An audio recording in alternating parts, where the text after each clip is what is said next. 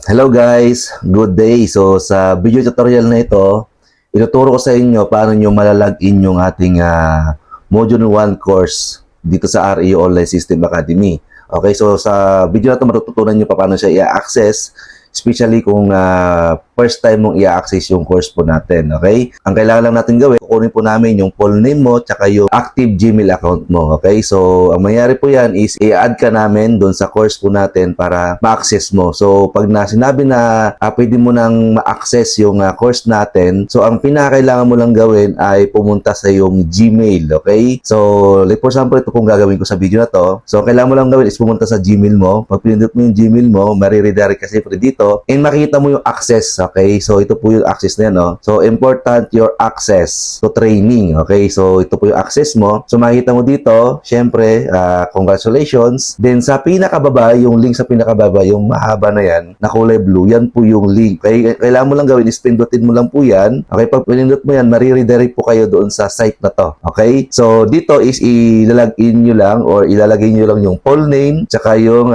first name, tsaka last name mo, tapos yung password na ilalagay mo. Okay, so yung password dapat kabisado mo yung password mo. Okay, kung po pwede is ilista mo. Okay, so like for example, ang gagawin ko po ito po, ilalagay ko po yung pangalan ko. Yan, Leonardo. Yan, tapos Ortiz. Yan. Tapos syempre yung password mo. So isip ka ng password ko ano sa'yo, di ba?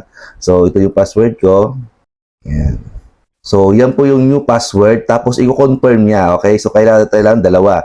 Dapat parehas po yan ha? Kasi pag hindi po parehas yan, hindi yan magpo-proceed. Okay. Yan. So, pag na-confirm mo na, okay na yung password mo, pinutin mo lang yung save. Yan. Pag pinindot mo yung save, yan. So, mariredirect ka na doon sa website training po natin. So, kung nakita nyo na interface, yan po yung Module 1 training po natin. Okay? So, pag pipinutin mo yung graduation cap or graduation na sombrero sa bandang baba sa kanan, yan yung kulay pula po na yan. So, ito makikita mo yung Module 1 training. Okay? Yan mo makita yan. Pero kung gusto mo makita yung pinaka-site, okay, kung asan yung course natin, pinutin mo lang yung tatlong guhit sa taas. Tapos, pinutin mo yung course. Yan. So, makita mo yung course. Ito yung Module 1 training po natin. Okay, kung bago ka pa lang, especially kung partial payment ka, ito lang po muna yung ma-access mo. Okay?